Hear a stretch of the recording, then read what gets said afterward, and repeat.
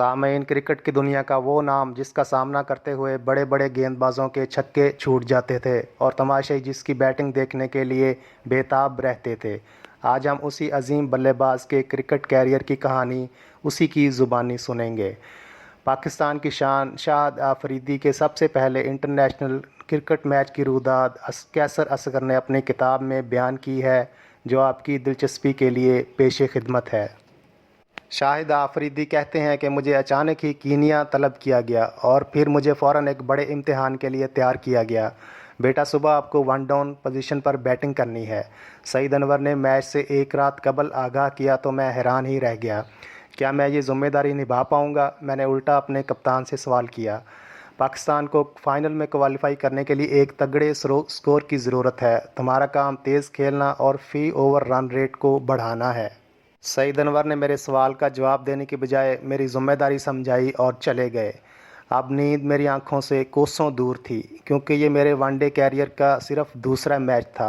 पहले मैच में तो मुझे बैटिंग का मौका ही नहीं मिल सका था। मैं खुश भी था और परेशान भी। खुश इसलिए कि मुझे इस अहम पोजीशन पर खेलने और तेज़ स्कोर करने का अहल समझा गया था, और परेशानी ये कि नाकामी की सूरत में ये मेरे कैरियर का आखिरी मैच ना साबित हो। मुखालिफ टीम श्रीलंका थी, जो इन दिनों बेहतरीन परफॉर्मेंस का मुजाहरा कर रही थी और इसे आलमी डान बने हुए भी ज़्यादा अरसा नहीं गुजरा था। इस टीम में जय सूर्या जैसे खिलाड़ी ने तहलका मचाया हुआ था। रात के किसी पहर आंख लगी तो ख्वाब में देखा कि धुआंधार बैटिंग कर रहा हूं और मुकाबल खिलाड़ियों के चेहरे उतरे हुए हैं। अचानक आंख खुल गई, यूं लगा फजर का वक्त हो गया है। फ़ौरन वज़ू किया और नमाज के लिए मसल्ले पर जा खड़ा हुआ, मगर नमाज से फ़ारिग होकर पता चला कि अभी तो सिर्फ रात के 2 बजे थे। गर्ज़ इस रात मेरी अजीब हालत थी, समझ में नहीं आ रहा था कि क्या करूं। मैं अपनी कौमी क्रिकेट टीम में सिलेक्शन और कीनिया आमद के मतलब सोचने लगा कि मैं तो पाकिस्तान अंडर 19 टीम के लिए वेस्ट इंडीज़ में खेल रहा था कि गैर मुतवक्के तौर पर मुझे यहाँ तलब कर लिया गया। बाद में मालूम हुआ कि leg spinner Mushtaq Ahmed unfit हो गए थे और उनके मुतबादिल की ज़रूरत थी। मैं दौरा वेस्ट इंडीज़ में 16 विकेटें उड़ा चुका था और अब मुझे यकीनी तौर पर लेग स्पिनर मुश्ताक की कमी पूरी करना थी। लिहाजा तवील सफ़र करके पहले पाकिस्तान आया और फिर अगली परवाज़ से कीनिया के लिए रवाना हो गया। यहाँ नेट प्रैक्टिस के दौरान कप्तान सईद अनवर ने मेरी जारहाना बल्लेबाजी का मुशाहिदा किया और फिर साथियों से सलाह मशवरे के बाद मुझे ये मसला सुनाया कि अगली सुबह मुझे क्या करना होगा। मैच का आगाज़ हुआ तो कप्तान सईद अनवर और सलीम इलाही ने इनिंग्स ओपन की। उसके बाद मेरा नंबर था। मैं ड्रेसिंग रूम में पैड्स पहने बैठा था और साथ ही साथ ये दुआएं भी कर रहा था कि या अल्लाह ओपनिंग पेयर जल्द आउट ना हो, ताकि मुझे ज़रा कम दबाव में खेलने का मौका मिले। अल्लाह ताला ने अपना करम किया और जब मैंने क्रीज़ संभाली तो 10.2 ओवर का खेल हो चुका था। हाँ, आपको एक दिलचस्प बात भी बताता चलूँ कि जिस बैट से मैंने ये रिकॉर्ड साज इनिंग्स खेली वो मेरा नहीं बल्कि मास्टर बैट्समैन सचिन तेंदुलकर का था। मेरे पास ये बैट इस तरह आया कि तेंदुलकर ने इसे वकार यूनुस को दिया हुआ था। बैटिंग से कबल वकार यूनुस ने मुझसे कहा कि तुम्हें आज इस बैट से खेलना चाहिए, ये बहुत अच्छा बैट है।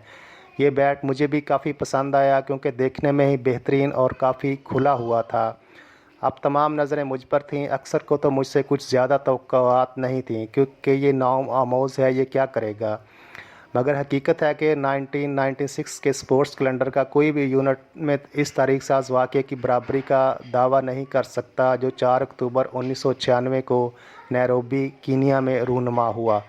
मैं नहीं जानता था कि उस वक्त मुझे क्या हुआ था। ये अल्लाह का ख़ास करम था कि मैंने स्ट्रोक्स खेलना शुरू किए तो स्टेडियम पर सन्नाटा छा गया और सब के मुँह लटक गए। कीनिया में पाकिस्तानियों का एक छोटा सा गिरोह था जो खुशी से नारे लगाता हुआ सब्ज़ हलाली परचम लहरा रहा था।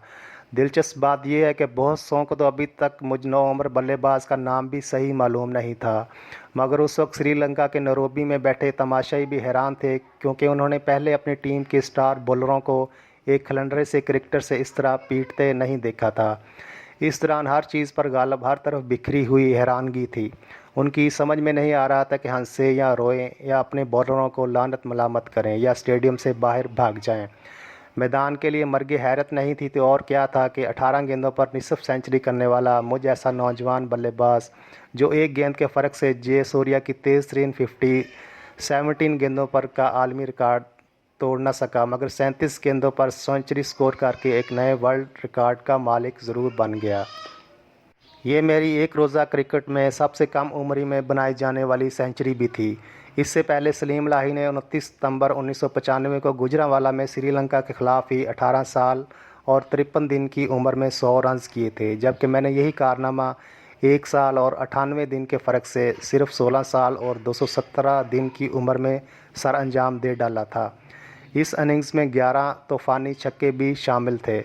अहले पाकिस्तान के लिए एक और फ़ख्र की बात थी कि इस साल 167 दिन पहले जब जयसूर्या ने सिर्फ 48 गेंदों पर सेंचुरी स्कोर की थी, तो अक्सरियत का ख्याल था कि इस रिकॉर्ड को एक अरसा तक ना तोड़ा जा सकेगा, मगर मैंने श्रीलंका के ख़िलाफ़ ही तासर को फलक पोस्ट शॉट से चिकनाचूर कर दिया।